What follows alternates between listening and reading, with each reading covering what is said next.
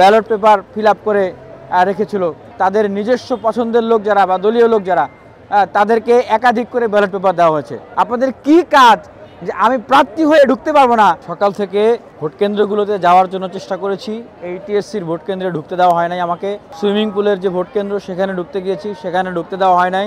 বিশ্ববিদ্যালয় ক্লাবের যে ভোট কেন্দ্র সেখানে ঢুকতে গিয়েছি, সেখানেও ঢুকতে দেওয়া হয় নাই। এখন কথা হচ্ছে যে আমি তো ক্যান্ডিডেট, সেখানে ঢুকবে কে? ঢুকবো তো আমি। বিশ্ববিদ্যালয়ের নিয়মেও আছে, নির্বাচনের নিয়মে, যে প্রার্থী ঢুকতে পারবে। তাহলে আমি যদি ঢুকতে না পারি, তাহলে যেই বিশ্ববিদ্যালয় প্রশাসনের যেই ব্যক্তিরা 11 মাসে একটা ডাকসু নির্বাচন দিতে পারে নাই, ডাকসুর জন্য আমারও অনশন করে ফাইট করে ডাকসুকে নিয়ে আসতে হয়েছে, সেই বিশ্ববিদ্যালয় প্রশাসনের উপরে কি আমি চোখ বন্ধ করে রেখে বাইরে দাঁড়া থেকে ভরসা রাখবো যে ওনারা একটা সুন্দর নির্বাচন করে দেবে? তারা কি করেছে এখন তো বুঝতেছেন, কেন আমাদেরকে ঢুকতে দেয় না? যাদের লোক আছে সেখানে তাদের ঢোকার দরকার নেই। আমাদের তো লোক নাই ভাই বিশ্ববিদ্যালয়ের, আমাদের দলের লোক নাই, আমার নিজের লোক নাই, আমার তো সেখানে যাইতে হবে। অন্যদের না গেলেও চলবে অনেকের, কিন্তু আমার যাইতে হবে, কিন্তু আমাকে ঢুকতে দেওয়া হয় নাই।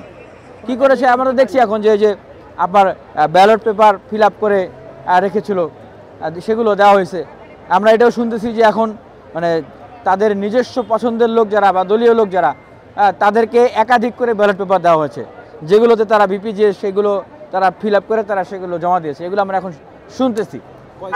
তো এই যে আসলে যে বিষয়গুলো হলো, ঢুকতে দেওয়া হলো না, তাহলে এটা কেমন নির্বাচন? 19 সালের নির্বাচনে আমি ছিলাম, আমি এফ রহমান হলে বিপি ক্যান্ডিডেট ছিলাম। তো 19 সালেও যারা কেন্দ্রীয় ক্যান্ডিডেট ছিলেন তারা কিন্তু প্রত্যেকটা হলের জাস্ট বুথে যেতে পারতেন না, তার আগ পর্যন্ত যেতে পারতেন। আর এই 25 সালে এসে কি হয়ে গেল যে আমাকে এই টিএসসির এই গেট থেকে আমাকে এই জায়গা থেকে ফেরত দেওয়া হয়েছে, আমাকে ঢুকতে দেওয়া হয় নাই। তার ভিতরে আপনারা কী করতেছিলেন? আপনাদের কি কাজ যে আমি প্রার্থী হয়ে ঢুকতে পারবো না? আর আপনি বিশ্ববিদ্যালয়ের একজন শিক্ষক, আপনি নির্বাচনের দায়িত্বশীল, আপনি কোনো না কোনো দলের সাথে এলায়, আর আপনি আমার ভোট পাহারা দিবেন ভিতরে। এটা আমি কীভাবে বিশ্বাস করব? কি ভোট পাহারা দিয়েছে, তারা কি করেছে এখন আপনারা দেখতে পাচ্ছেন। 11 মাসে তো ডাকসু হয় নাই, দেয় নাই। যে প্রভাব, যে শক্তিগুলো ডাকসুকে আটকে রেখেছিল, তারা ডাকসুতে জেতার জন্য সকল প্রভাব তারা এখন কাজে লাগাচ্ছে। আমাদেরকে আমাদের অধিকারগুলো দেওয়া হয়নি।